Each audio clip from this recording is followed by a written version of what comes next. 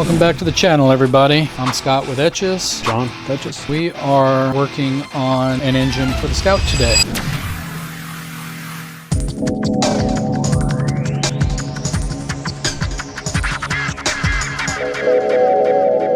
This is the motor we picked up over the weekend. You might have seen the video of it on the trailer coming off, and we did a little research on it. Looks like this one is an L9H out of a 13 or 14 Cadillac Escalade or Chevy Suburban. One of the ways we've gone through identifying that was an immense amount of research on the internet, and came to find out that we did get kind of lucky. This is not one of the engines that have the cylinder deactivation, and the way to tell that from what we learned online was that the valley plate is smooth instead of ridged and all kinds of weird stuff going on. One of the things that this engine does have is the variable valve timing, which, since this is going in a truck and everything we've read about it, looks like that's probably a pretty good move to keep it that way. So I don't think we're going to go too far into this engine, but John, why don't you tell them what we're going to tackle here today? So today we're just going to get everything off. The wiring harness looks like it was attacked by beavers. So we're going to get that off of here. Pretty much every connection is cut. We're going to pull the water pump off, get the accessories off the front, get it down to pretty much the bare motor, and see what we got so we can start cleaning, prepping this, and getting it ready to sit in the frame for the Scout. So follow along as we get moving on this, and we'll get cooking. All right. So what we're going to work on now is we're going to take the wiring harness off. That seems like a logical step since John said it was attacked by beavers, which it clearly appears to have been. Getting this out of the way will just make everything a little bit easier to see. So we're going to go ahead and get this all off of here.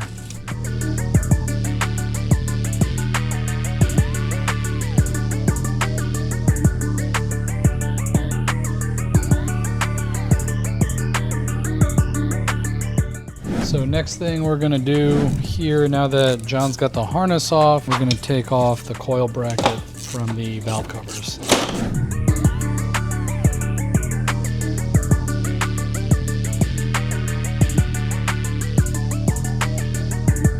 So next up, we're going to go ahead and work on getting the intake manifold off.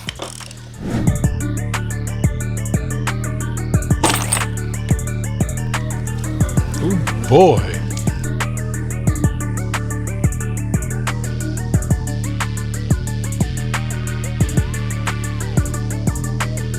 Okay, so we're making some progress here. We got the intake manifold off, got the wiring harness off. Now we're going to tackle the exhaust manifolds.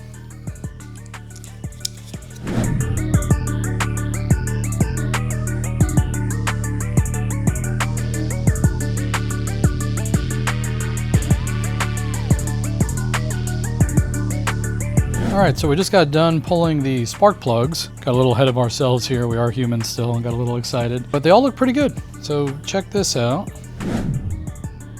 They've all got real similar wear pattern. It's a really good sign. So John, what are we going to tackle next on here? So next we'll go ahead and pull the air compressor off the bottom for the AC, and then we'll start working getting on everything off the front. All right, let's do it.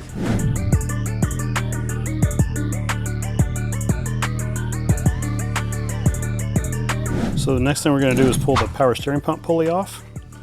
There's a, which is already installed, but there's a groove on the front of the pulley. This puller sits in here. It's just going to force this screw against it to pull the pulley out.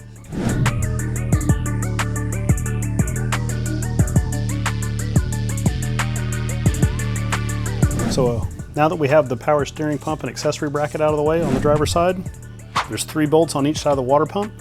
This will come off as an assembly, and that's probably about as far as we're going to go today. Once we get this water pump off, you'll be able to see the VVT assembly behind that as well. So here we go.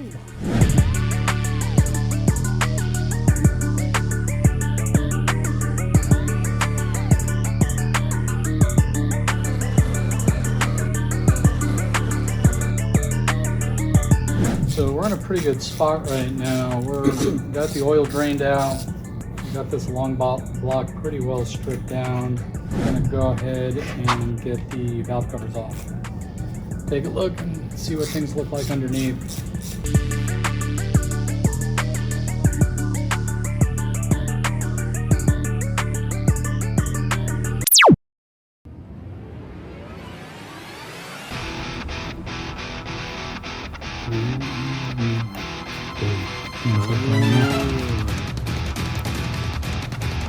Besides, anything in that?